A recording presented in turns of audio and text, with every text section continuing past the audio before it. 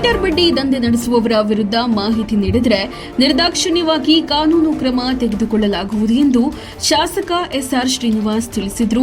ಪಟ್ಟಣದ ಸಾರ್ವಜನಿಕ ಆಸ್ಪತ್ರೆಯಲ್ಲಿ ಮಾಧ್ಯಮದವರೊಂದಿಗೆ ಮಾತನಾಡಿದ ಅವರು, ತಾಲೂಕಿನಲ್ಲಿ ಮೀಟರ್ ಬಡ್ಡಿ ದಂಧೆಗೆ ಕಳೆದ 3-4 ದಿನಗಳಲ್ಲಿ ಇಬ್ಬರು ಆತ್ಮಹತ್ಯೆ ಮಾಡಿಕೊಂಡಿದ್ದಾರೆ. ಇಂತಹ ದಂಧೆಕೋರರಿಗೆ ಕಡಿವಾಣ ಹಾಕುವ ನಿಟ್ಟಿನಲ್ಲಿ ಪೊಲೀಸ್ ಅಧಿಕಾರಿಗಳಿಗೆ ತಿಳಿಸಿದ್ದೇನೆ.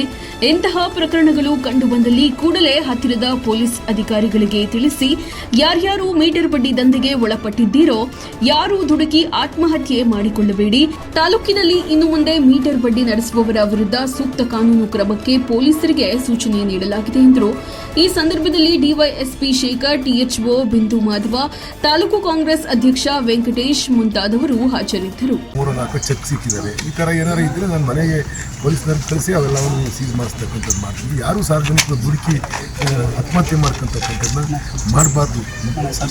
ಮನೆಯೆಲ್ಲ ಸರ್ಚ್ ಮಾಡಿಸಿ ಎಲ್ಲವನ್ನೂ ಕೂಡ ಮಾಡ್ತಕ್ಕಂಥದ್ದನ್ನ ಮಾಡ್ತಾ ಇದ್ದೀವಿ. ಅವ್ರನ್ನೇ ಡಿವೈಎಸ್ಪಿ ರೆಗ್ಯುಲರ್ 3-4 ದಿವಸದಿಂದ ಹಿಂದೆ ಎಲ್ಲ ಮಾಡ್ತಾ ಇದ್ದಾರೆ. ನಾನು ಸಾರ್ವಜನಿಕರಲ್ಲಿ ಮನವಿ ಮಾಡ್ತಕ್ಕಂಥದ್ದು, ನೀವು ಇನ್ಸಿಡೆಂಟ್ ಆದಮೇಲೆ ನಮ್ಮ ಕೈಯಲ್ಲಿ ಏನಿರಲ್ಲ. ನಿಮ್ಮ ಮಕ್ಕಳು ಮರಿ ಇರ್ತಾರೆ, ಚಿಕ್ಕ ಮಕ್ಕಳು, ಇವ್ರಿಗೂ 2 ಹೆಣ್ಮಕ್ಳಿದ್ದಾರೆ.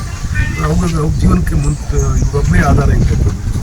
ಇವೆಲ್ಲವೂ ಕೂಡ ಆ ಮಕ್ಕಳನ್ನ ಬಿಟ್ಟು ಹೊರಟೋಗ್ಬಿಟ್ರೆ ಯಾರು ನೋಡೋರು? ಈ ಥರ ಆದಾಗ ನಮ್ಮ ಗಮನಕ್ಕೆ ತರಲಿ, ಪೊಲೀಸ್ ಇಲಾಖೆ ಗಮನಕ್ಕೆ ತರಲಿ. ನೀವು ಭಯ ಬಿದ್ದು ಪೊಲೀಸ್ಗೆ ಬರೋದು ಹೆಂಗೆ ಅಂತಂದರೆ ನನಗೆ ಫೋನ್ ಮಾಡಿ ಹೇಳಿ ಸಾಕು, ನಾನು ಇಮಿಡಿಯೇಟಾಗಿ ಪೊಲೀಸ್ ಕಳಿಸಿ ಅದನ್ನು ಅವ್ರಿಗೇನು ಸೂಕ್ತ ಕ್ರಮ ಕೈಗೊಳ್ತೀವಿ. ದಯಮಾಡಿ ಯಾರೂ ಕೂಡ ಸಾರ್ವಜನಿಕರು ಈ ಥರ ಸೂಸೈಡ್ಗೆ ಅಟೆಂಡ್ ಮಾಡಬೇಡ್ರಿ. ನಿಮ್ಮ ಪ್ರಾಣ ಅಮೂಲ್ಯವಾಗಿರ್ತಕ್ಕಂಥದ್ದು, ಹೋದ್ಮೇಲೆ ತಿರ್ಗಾ ಬರೋಲ್ಲ.